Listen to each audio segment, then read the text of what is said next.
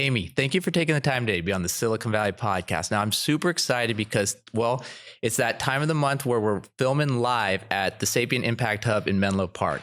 So the last few interviews here have been absolutely fantastic. And I know this one's going to be that level or even higher. In fact, I believe it's going to be up 3-4 notches from the last few interviews. So, but I mean, I know your background, but can you tell our audience a little bit about it? Absolutely. Very nice to be here. It's a pleasure to be a part of the Sapiens Impact and this podcast with Silicon Valley Podcast. My background actually is as a creative. I was a photographer and a filmmaker, and I owned a design studio doing some of the first websites for Web 1.0 back when websites first happened. So wait, you went from Web 1.0 to right now this blockchain tech company. There's a little bit more there. Can you tell us a little bit more about this journey? Absolutely. So in I guess the early 2000s, we had a very tumultuous time with our country, kind of like where we are now. And it was a period of time that I was doing a lot of soul searching, and I ended up starting a brand called Incredible Places because I wanted to apply my work in media and technology towards doing things that would help the world. So I began this brand that was around national parks and interpretive media, museum exhibits, educational programs, but it was very hard to raise money. And when I went out there, corporations would say, how am I going to make money? So I started to say, I'm going to build the game. And when I went to start raising money for the game, I went to a Stanford Tech Summit and I started to hear about clean tech. And I realized, oh my God, we're in a place that we can transform the world by just changing the way that we are using our resources. So it was a pivot point for me. And I started a new brand called Noble Profit. And Noble Profit is about how can we take action using technology, using media. How can we inspire with media, educate through data, and take action through technology to help transform the way the world's resources are being used to solve the world's greatest challenges, because we can do that. So I'm kind of curious right there, because here in Silicon Valley, everyone goes out and raises VC capital. Everyone's raising friends and family angel. But it sounds like you kind of bootstrapped it. How are you able to grow a company without taking outside capital? Well, I've been very blessed in that I have an incredible team, and I don't think we intended to go so long without raising external capital. I've personally invested in the company as well. Not the current company, your past company. Well, it is the current company, actually. Noble Profit, we reformed as a public benefit corporation. And then BFLO, which is the technology that we're developing, is a part of that. It's a project of that company. And we're what's called a social venture hybrid, where some of the work that we're doing is nonprofit and really with great intention.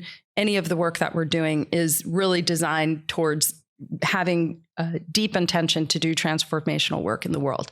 But the intention is to be a profit company. However, the mission that we have is so important, and we're doing such a disruptive technology that if we were to have taken the hockey stick Silicon Valley money, we would have been pressured to push ourselves in a direction that would have had a lot of compromises. So it became very important for us to nurture and grow what we have without that external influence, and to only accept money from very strategic investors. That media company has been around for a number of years. Can you tell me some of the milestones or some of the things that were the big accomplishments in this life cycle of this company? Absolutely. So I had the privilege of interviewing 220 leading experts in clean tech, impact, and sustainable business, which actually informed the technology that we're building today. And the intention was, how do we dispel the myth that being sustainable costs more? There's companies that are making money hand over fist and being much more sustainable from an economic standpoint by being conservative in how they're using their resources. So the numbers just don't add up for it being a losing game. It's actually a really big opportunity. It's a huge opportunity. And when people think about sustainability, they actually think about philanthropy. They don't connect it to the fact that literally $50 trillion of the world's resources under management are moving into ESG investments in climate. And that's only going to continue. And that's half of the world's money. So when you hear about sustainability, it's not philanthropy. Philanthropy is a part of it. So you did 216 interviews and no one in the audience seemed to clap. I wonder if the audience is even there.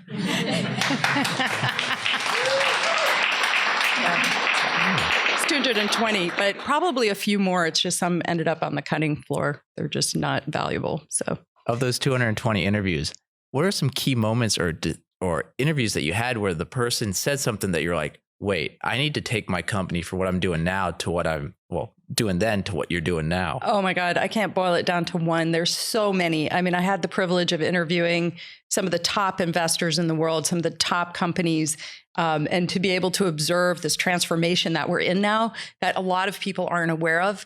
How companies are restructuring, how investors are moving capital into things that are incredibly transformative. So I don't know if I could boil it into one interview. It was really, I'm a systems thinker, and it was really a combination of many, many different points that helped form this vision and form this understanding that we're building upon. So your vision isn't really for today, but it's for tomorrow. How are you as an entrepreneur thinking about, I mean, there's that common saying, you think of where the puck's going, not where it's been. How are you able to think about today, tomorrow, and even 5 years down the line? Well, I've always been a bit ahead of the curve. It's a blessing and a curse to be early. Sometimes people think that being early is not necessarily the best place to be. And in some cases, I've been tenacious and I'm still here, and now the world is catching up. So the big vision for tomorrow has to do with creating an open, shared intelligence system that we can see the checks and balances, we can see the truth behind corporations, behind investment, and to be enabling that voice from all stakeholders. But today we're a tool. So we're very much thinking about today, because today requires that we have something that people will use. So it's really about being relevant today. You have to be relevant today.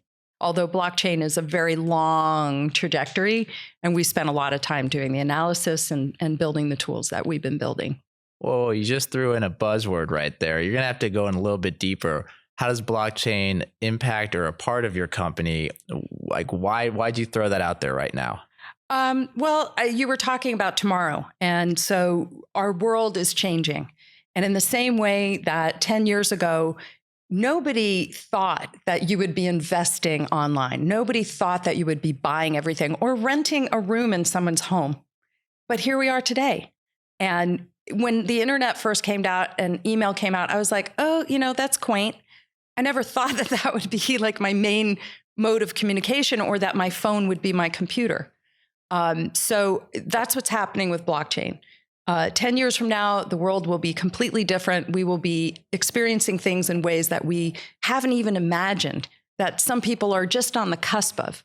I wish I could see the world through your eyes, because I'd love to see the vision that you're already picturing. But going back to your startup, I mean, here, the podcast, the Silicon Valley Podcast, we really try to get tidbits of information out there that entrepreneurs around the world can use.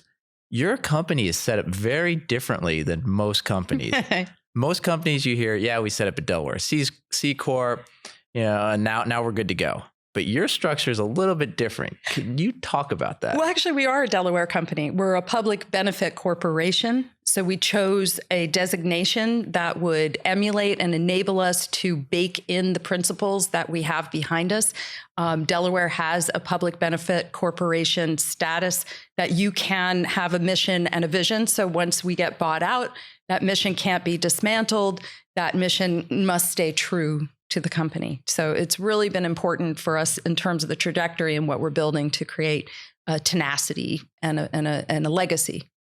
Now, does that worry maybe some of the people on the team or investors that you've talked to, or does that excite them of this, things can't be changed? Well, it's not that it can't be changed, and I wouldn't even take that stance. I mean, the things that traditional investors might look sideways on is, and something that we did that was so unusual, is we have a lot of founders. We have a lot of people who've contributed to the company over many years that I recognize that are part of our team who are stockholders. So our cap table's a little long compared to, the early founders where there might be 2 or 3 people. We have people who've contributed and given great value, and we're recognizing them with stock. And the blockchain company is a totally different structure. And it's designed to be eventually a foundation and to be a nonprofit. And oftentimes people who are doing traditional investment, they don't quite get these new models. So it's really finding the right investors who understand that when you create a blockchain company, that structure might be completely different than Noble Profit. But if you're familiar with Ethereum, which is one of the big blockchains, and then there's a company called Consensus. Consensus is the public company that is doing the execution with the corporate clients. And so Noble Profit kind of fits that. We're doing the campaigns, we're doing the building and the engagement. And BFLO is the technology that we're using, but we're designing it in a way that it can be decentralized, which requires that it's open source, which requires that it becomes available for just about everybody to participate in. So it's not a monopoly. It's a very different way of thinking. So unless you're in that space, sometimes it's hard to wrap your mind around it. Now, what type of research did you have to do before any of this to know that this is how you wanted to set things up? I did a tremendous amount of research. I actually, I had known that I wanted to use Ethereum very early on, and I really didn't have any clue about the money. I wish I had in the very beginning because I'd be exceptionally wealthy at this time. But at one point in early 2017, I had a lot of people, like in about 2 weeks, 4 people say, "Why don't you build a coin?" And I'm like, why in the world would I want a money? I just didn't understand it. But because 4 people had said that to me, and then I caught some information online about a consortium with JP Morgan, I realized, wow, I should really pay attention and understand this. So I started investing myself. And I felt before I can ever ask an investor for money, I'd better understand what I'm doing. I'd better have an understanding for myself. But that was the biggest rabbit hole that I've ever entered in my life, because cryptocurrency, investing in blockchain, and just the blockchain industry in itself is just, it's like a whole other dimension. And I got very sucked in, and I explored doing an ICO in 2017. And I was advised, because the kind of clients that we want, to have used the company, that at the time it wouldn't be the right move for us. And in some ways that was great advice. In some ways it was terrible advice. The great advice aspect of it was that many of the clients that we believe are essential to use our system for us to be successful would absolutely not use our system if we had taken money. And we would have been a marketing machine. It would have been really about having memes and greedy investors who really don't care about the project dumping the tokens. And that was not the intention and the moral fiber that we needed to start the company with. So I took myself out of that thought process and said, this isn't the right move for us. The right move for us is to build this. The right move for us is to have engagement with it. The right move is to do use cases and pilots and to prove our model and to build it and bake in the kind of governance and the kind of principles that we believe are absolutely necessary for creating a future that is a new model of how we can create transparency around the financial system that would eventually lead towards what we're calling reputation finance. And in order to do this, we had to also put in the basic principles of ensuring the little guy has a voice. And if we had gone the traditional Silicon Valley route, and if we had gone the crypto investor route, in both cases, we would have been compromised. So I'm very proud of where we are today. And I feel we have an incredible value. And I know that the world is finally waking up and understanding, because 3 years ago, people didn't really understand what we were doing. It was like Greek. I talk to people, I talk about ESGs or sustainability. They think philanthropy, like I mentioned earlier, or I talk about blockchain. Oh, Bitcoin. People really didn't get the picture. But now people are starting to understand. They're like, oh, wow, you're doing that? Wow. So it's time. There's a lot of questions there that I want to ask you about the reputation currency, about the global mindset. But before any of that, I want to go back to, how did you stay strong during that period when everyone else was saying, do this, do that? I mean, I think 9 out of 10 or probably 10 out of 10 people would have caved in and been like, quick money, let's do it. Oh, I don't know how strong I've been through every moment. I've had moments of doubt, and I've been in shadow and wondered if I was crazy. A number of times, worried that I was missing, the greatest opportunity of my life. And then I went to Davos in 2019. I hadn't been for a couple of years, and we're focusing on the SDGs and data. And this was where SDG for the audience? Sustainable Development Goals. Thank you. The United Nations has this set of goals which represent the challenges of the world. How can we solve the greatest challenges? So for agreement amongst all the different sectors, from government to finance to corporations, we have this set of goals that we're all kind of agreeing to meet together. And it's a common language that we can use together to achieve these goals, to solve these great problems. So I had taken our technology and used that as an anchor point. About 4 or 5 years ago, I saw that corporations and banks and governments and NGOs were using this, all starting to move their data models to connect with this. And I said, okay, here's finally my common language that I can use. And so there was a period of doubt, this like dark period of like, am I crazy? And going to Davos, all of a sudden is like every other doorway is SDGs. And then I'd meet like the head person at Deloitte, and she's like, oh my God, shoving her card in my hand. We're looking into this. We're trying to figure this out. And I knew that I was on the right track. But then we had COVID hit. So we've had a number of peaks and valleys. And I have to tell you, there have definitely been moments where I'm like, oh my God, I hope I made the right decision. But I do feel in my heart that it has been.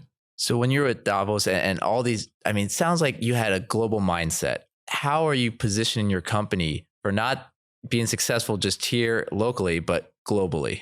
Okay, so global mindset. The internet is definitely the forum for being global. You put it out there, you are global if somebody can find you. And so part of the thinking, we evaluated like 3,500 different use cases and pilots. So over the past years, I've been accumulating, gathering, pulling in data, and analyzing like thousands of different kinds of use cases to ensure that our concept and our models could be refined to address these common points that we've identified amongst these sets of information, so that we could create this commonality. And then you have to focus. You could boil the ocean, and then you got to pick a lane. So we've boiled a lot of oceans. We went down the apparel route. We've done CSR use cases. We've done COVID use cases. We've done finance use cases, and on and on and on. And it really became like, okay, you got to focus in and pick a lane. So right now we're working on finance and how can we be of service there, because we understand that it will move outward from there. And then with ESG, environmental, social governance, SDG, sustainable development goals, what should we know about that before we dive deeper into your company and what you're working on? Well, I explained the sustainable development goals. That's this UN adopted set of goals that started with the Millennial Foundation, I think it is. And that's this agreement that governments and corporations and financiers have agreed to start to meet. The ESGs mean environmental, social governance, and those are pretty much on the balance sheet of just about every corporation. And what's happened in the past 10 years is that this ESG metrics of how companies are operating, how are they meeting their environmental goals, how are they helping on a social basis, and how are they handling the governance within their organization, becomes a very significant part of their KPIs and of their balance sheet. So when you start to look at companies, it is not only being evaluated on their performance from a financial standpoint, but how are they treating the people in the company? Are they embracing diversity? How are they handling their footprint of carbon? How are they handling the vendors? Is there slave labor in their supply chain? So significant changes have happened in the past 10 years in terms of value in companies being much more than just the financial balance sheet. So how many other companies are entering this space? Are a lot of startups, or are you just finding yourself in blue ocean right now? Well, we were very much the outlier in the beginning. But I mean, there's tons and tons of companies that are doing ESG reporting and measurements. everybody, KPMG to the PwCs, the big five, to Bloomberg, to Thomson Reuters, to Sustainalytics, MSCI, on and on and on. You have organizations that are serving to help crunch this data. But fundamentally, there are a lot of problems where you can't see what is made up of this data. And so I think we offer something very unique and very different. And BFLO and what it's constructed and why it is being created as a blockchain company with governance and with this kind of what will eventually be the governance of the network to have a checks and balances system is something that each one of these companies cannot do alone. It's something we have to do together. So right now, how is this information being tracked? How is it being pushed to the consumer? Are there things happening that us as consumers may not know about with some of our brand name clothes or shoes or that we're wearing in the whole logistics supply chain? Well, okay, that's a really big question. There's a lot of things packed into that question. Stories there. So for one thing, in our supply chain, unfortunately, and many people don't realize, we have 40 million slaves in the world. That is like an astronomical number. And it is so crazy to even think that we have slavery in the supply chain. When you're saying slavery, do you mean sweatshop slavery or slavery? I'm saying slavery. We have forced labor. We have all different kinds of slavery. So there are people, when you eat your seafood, there are people who have left home to get a job and end up in a boat, and they never see land for years on end and end up eventually dying and being pushed over the edge because they are just beaten. And nobody gives a damn about them. They're out in the middle of the ocean, and there are boats that come and bring the food, take the fish that they're buying. And this is something that there's a lot of different technology being developed to try to see. And then the same thing within the cotton industry. You have this in cobalt. Amnesty International flagged some of the big companies of the world, Google and Samsung and Apple, to address child slavery within the supply chain out of the Congo. And they formed an alliance with Amnesty International, and they came up with a solution. But unfortunately, they couldn't take this solution further because they couldn't address the geopolitical issues. So in some cases, you're not only addressing this greed within the supply chain, and it doesn't mean it's the company itself. They want to eliminate this. And in many cases, they're trying. It's just we have such fundamental issues facing us when we're looking at how we address supply chain. And a lot of that is driven by the cheap things that we're buying. And, what's so amazing is this jacket I have is created by a company, Indigenous Designs, who I absolutely love. And there is absolutely no slave labor. They have collectives of organic farmers and indigenous, nuclear family businesses that are these artisan women that are coming together and knitting these wonderful clothes. So it is possible. And if you use technology, we can make that less expensive, less time consuming, and remove the barriers of creating that so that we can actually all have great things. Plus there's circular. I don't know if you're familiar with circularity, but there are the ability for us to have a product designed from the very beginning so that you will never have it go into the landfill, and that every ounce of the design of that product can be created in a way that can be enhancing lives, can be making the world a better place, can be reducing climate change. And it's really about us fundamentally just shifting a little bit about how we do things. So right now, are there government regulations or laws being discussed or talked about to kind of play a part in the supply chain, these decisions, what's going on? Well, in the past year, it's great that you asked that. In the past year, we've had the EU, Europe, pass what's called the Sustainable Financial Disclosure Regulation, which is a requirement of financiers, and in many cases, there's other laws that they enacted for companies to give transparent disclosure beyond the ESG. How did you make that ESG number?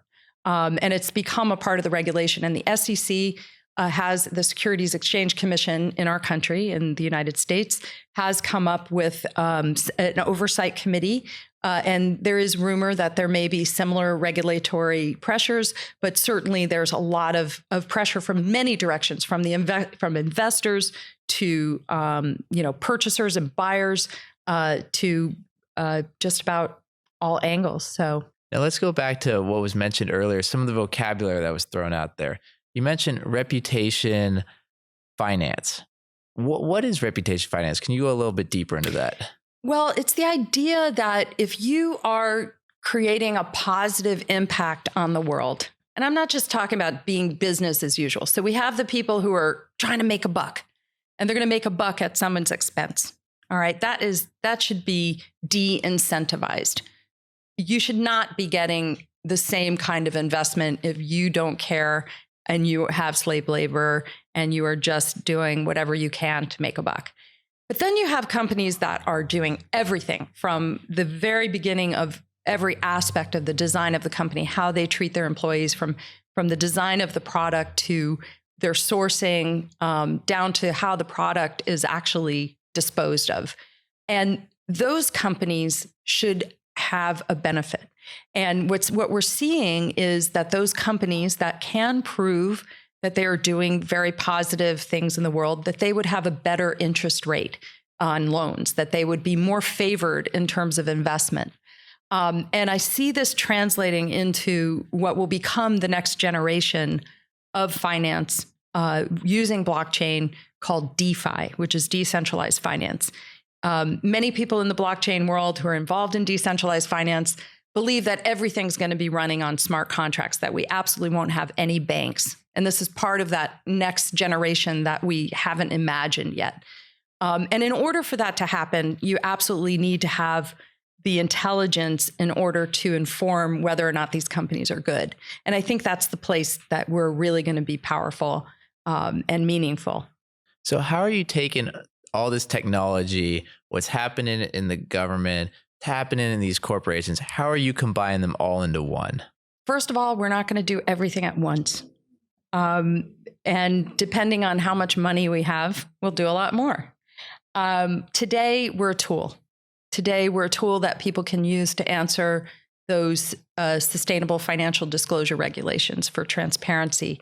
And we can start to create something that gives a more three-dimensional view to the ESG footprint, the environmental social governance that's being reported on the balance sheet, so that we can find out a little bit more about how they achieve that goal, so that we can see what has been verified. And then over time, as we grow the data in the system, will become more and more valuable. We can include a ton of public data. We can include a ton of scrape data, but I don't think that's going to differentiate us against some of the best in the world. And when we look at things that we're going to add value to, it's not about replicating. It's about filling a piece and connecting those networks. It's about solving the missing link. So that's really where we're focusing. And over this journey as a CEO, what skills have you had to develop, or what were some things you had to overcome to get where you are today? Some advice for the audience out there. Well, first of all, I feel like I've gotten an unofficial master's degree in business. I started owning a design firm, doing projects, which is a very different model than running a company. And so the skills that I had to develop range from understanding law, international regulations, money service requirements from state to state. Those are things I never thought I would ever think about. And then just blockchain in general. I mean, 5 years ago, it was new. And now I've learned just so much about so many different things. So I think that any entrepreneur, if they want to be really serious, is to be able to be willing to learn about things that they might not be so comfortable in. Coming from a creative background, this is all like a little bit of just a difference in my disciplines that I was used to, and very different from the structures that I was used to. But it's also being available to bring in the talent of others who really understand. Like, we have some incredible talent in our company. We have a wonderful finance director who's here today, GP Singh. We have a brilliant technologist, Gary Fitz, and a number of other, some of the top sustainability people in the world, from Bridget Luther, and we've had advice from Gil Friend and others, and a marketing director, Tony Winders. So we have a lot of people bringing in information. And earlier today, we heard Kat talk about, from the Sapiens, about how when you have a diverse set of skills come together, you are more than what you could ever be alone. So I think any founder has to be available to bring in outside knowledge and outside information. And also earlier you had mentioned, I think it was 50 trillion going to be moved to this industry. Over what span was that again? And could you talk a little bit about, because those numbers make anyone just their jaw drop. It's crazy. It's crazy. So, a couple of years ago, we started to see this divest invest. If you go to divestinvest.com, there was a movement to get families who have great wealth to pull their money out of fossil fuels. And that number was very impressive. And you had the Club of Rome, which is an organization that was formed, I don't know, 4 or 5 years ago, maybe longer, where they were really focused on this topic. And it grew like a snowball, okay? And now, with so much pressure from so many different angles and what we're facing, we have unprecedented issues that we're facing that we absolutely have to galvanize together to solve. And I hope that we're not too late in order to solve these problems. But this 50 trillion is some of the latest numbers that they estimate. 25 trillion is currently under wealth management designated into ESG investments, meaning companies that have positive ESG investment. And perhaps it might be something on the balance sheet, but also how are they investing in private companies that are answering, climate change and things like that. So the estimate is that by 2025, we're going to have 50 trillion, but some estimate 80 trillion because of women and millennials controlling the wealth. You have an old generation where you have a younger generation taking over with different values. And so these are numbers that have been calculated by UBS and Morgan Stanley and, some of the biggest companies in the world. And then you have estimates by, I guess, experts in the field that believe it'll be a little bit more. And Amy, if everything works out great, what are some milestones your company's going to hit in the next year or two? Well, one of the things that is really exciting is we started this lab where we're inviting some various different entities. We're actually doing a finance lab with the Sapiens. And so what I would love to see in the next year and a half is that people are using our decentralized open data system, and that we start to see more clarity and transparency behind some of these changes and these ESG claims that are being claimed. So you have big companies saying, hey, we're going to engage $1 trillion in climate change. Well, let's see how they're making that goal by 2030.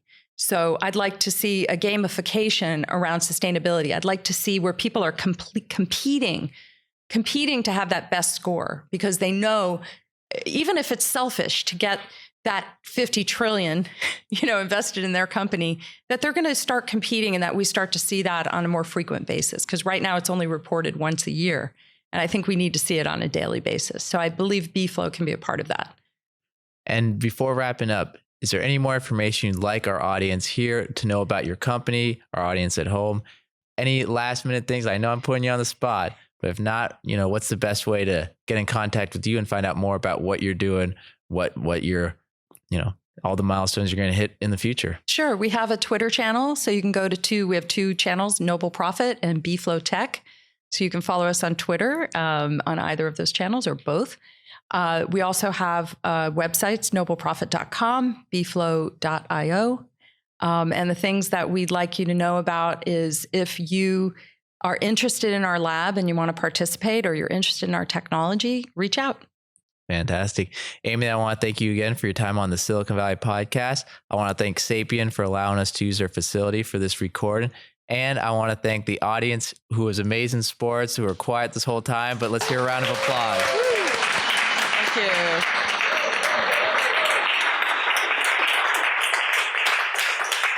All right. And that's going to end the Silicon Valley Podcast. For everyone at home, please go to our website, thesiliconvalleypodcast.com. Go on iTunes, other platforms, and please give us a great review. It helps us get our message out there and helps us encourage to, I'm all tongue-tied, create great episodes such as this. And for anyone out there, if you are looking for an investment banker to help you go public, mergers, acquisitions, that's what I do when I'm not doing this podcast. So reach out to me on LinkedIn. But with that, Amy, once again, thank you for being here on the Silicon Valley Podcast.